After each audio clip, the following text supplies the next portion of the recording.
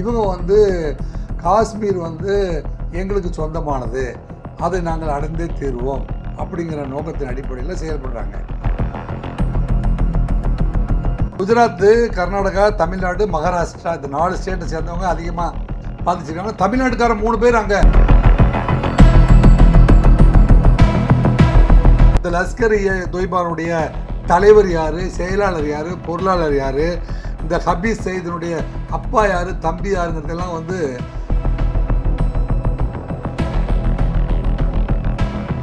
ரஷ்யாவும் நமக்கு உதவி பண்ணுறான்னு சொல்லுது, அமெரிக்காவும் உதவி பண்ணுறான்னு சொல்லுது. மற்ற நாடுகள் இப்போ ஐரோப்பிய நாடுகள் இருக்கிற எல்லா அதிபர்களும் வந்து தொலைபேசியில் ஃபோன் பண்ணி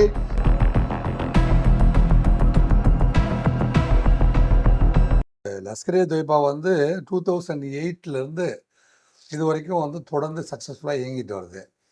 இந்த இயக்கம் வந்து எங்கே இருக்குது, அவங்கள காட்டி கொடுங்க, அல்லது ஹபீஸ் சையத் எங்கே இருக்கிறாரு, இல்லை அவங்க சகாக்கள் எங்கேருந்து கூட்டமெல்லாம் போடுறாங்க அப்படின்னு நம்ம பாகிஸ்தான்கிட்ட கேட்கிற பொழுதெல்லாம் அவர்கள் வந்து சரியான தகவல்களை அவங்களே வந்து பதுங்கு குழிகளும் எங்களுக்கு கண்ணு கெட்டாத தூரத்தில் இருந்து அவங்க ரகசியமாக இயங்குறாங்க அப்படி தான் பாகிஸ்தான் கவர்மெண்ட்டு நம்மகிட்ட சொல்லுது.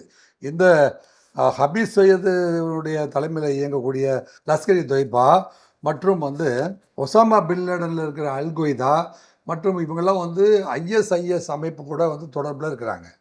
அந்த தொடர்பு வந்து அது வந்து இன்டர்நேஷ்னல் டெரரிசம். இவங்க எதுக்கு அவங்க இன்டர்நேஷ்னல் டெரரிஸ்ட் அவங்க வந்து தொடர்போடு இருக்காங்க அப்படின்னா, ஆயுதங்களை வாங்கி கொள்வதற்கும் பணம் சப்போர்ட் பண்ணுறதுக்கும் அவங்களுக்கு வந்து ஆயுதங்களை எடுத்து செல்வதற்கான வாகனங்கள், டிரான்ஸ்போர்ட்டேஷனு, கம்யூனிகேஷன் எக்யூப்மெண்ட்டு இதெல்லாம் வந்து மிகப்பெரிய தீவிரவாத அமைப்புகள்கிட்ட வாங்கிக்கிட்டு இவங்க வந்து காஷ்மீர் வந்து எங்களுக்கு சொந்தமானது, அதை நாங்கள் அடைந்தே தீர்வோம் அப்படிங்கிற நோக்கத்தின் அடிப்படையில் செயல்படுறாங்க. நம்ம வந்து பார்த்திங்கன்னா முறைப்படியாக ஜனநாயக ரீதியாக 1947 ஆகஸ்ட் 15 நம்ம சுதந்திரம் அடைந்த போதிலும் நமக்குன்னு ஒரு கட்டமைப்பு வந்து 1950 கான்ஸ்டியூஷன் ஆஃப் இந்தியாவை வடிவமைச்சு நம்ம வந்து இந்த நாட்டினுடைய எல்கைகளாக வந்து எதையெல்லாம் வரவேற்கலாம் அப்படின்னு போடும்போது ஜம்மு காஷ்மீரில் இருக்கிற மன்னரை மட்டும் நீங்களாக மற்றும் மலைவாழ் மக்களுடைய இப்போ நம்ம வந்து உலகத்தில் இப்போ 560 தேசங்களாக இருந்த ஒரு கண்ட்ரி, அதை வந்து இந்தியா அப்படிங்கிற ஒரு பெருநிலத்தை கட்டமைக்கிற பொழுது இந்த காஷ்மீருக்கு ஒரு சிறப்பு அந்தஸ்து கொடுத்துருந்தாங்க.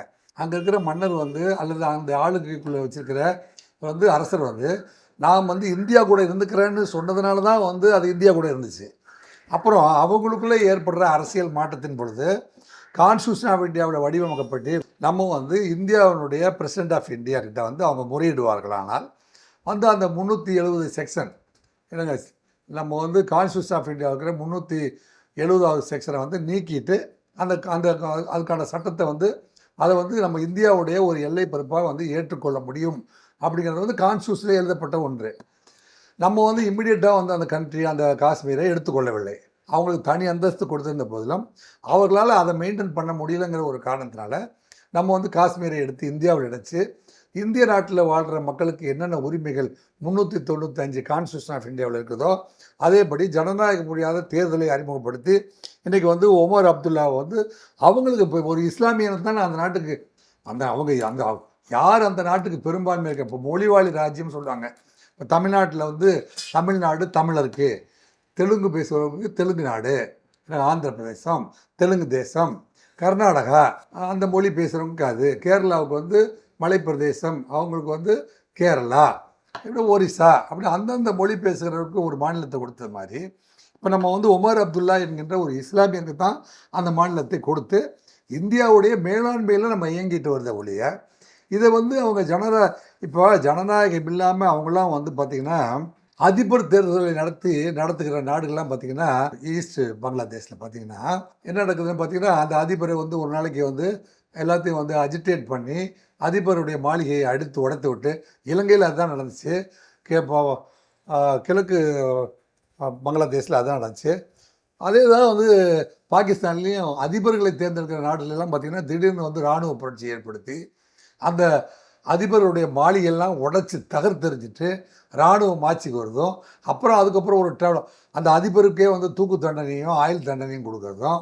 இதுக்கு முன்னாடி இருந்து அவங்கெல்லாம் ஒரு சரியான சிஸ்டத்தை அப்பேற்பட்ட ஒரு சூழ்நிலையெல்லாம் இல்லாமல் இந்திய பெருநிலப்பரப்பிற்கு என்ன மாதிரியான சிஸ்டத்தை வந்து நம்ம கொண்டு வந்தால் மத்தியில் வந்து ஒரு அரசையும் மாநிலத்தில் ஒரு அரசையும் மத்திய அரசு வந்து மேற்பார்வையில் மாநில அரசுகளும் மாநில அரசுக்குன்னு தனி அதிகாரங்களும் மத்திய அரசுக்குன்னு தனி அதிகாரங்களும் இதை நிர்வகிக்கிறதுக்குன்னு பிரசிடென்ட் ஆஃப் இந்தியா இல்லைங்க சுப்ரீம் கோர்ட் ஆஃப் இந்தியா அப்படிங்கிற சிஸ்டத்தை வச்சு நம்ம வந்து கிட்டத்தட்ட 76 ஆண்டுகளை சக்ஸஸ்ஃபுல்லாக வந்து ரன் பண்ணியிருக்கோம். குஜராத்து, கர்நாடகா, தமிழ்நாடு, மகாராஷ்டிரா இந்த 4 ஸ்டேட்டை சேர்ந்தவங்க அதிகமாக பாதிச்சிருக்காங்க. தமிழ்நாட்டுக்காரன் 3 பேர் அங்கே வந்து உயிரற்ற நிலையில் இருக்கிறான். பரமேஸ்வரன், சந்திர, பாலச்சந்திரன் 3 பேரும் அங்கே வந்து அப்போ யார் பெற்றோர் என்று அறியப்படாத ஒரு சூழ்நிலையில் இருக்கிறாங்க போது பெற்றோருக்கு இந்த தகவல் தெரிந்தால் என்ன மாதிரியான ஒரு கொந்தளிப்பை தமிழகத்தில் ஏற்படுத்தும்.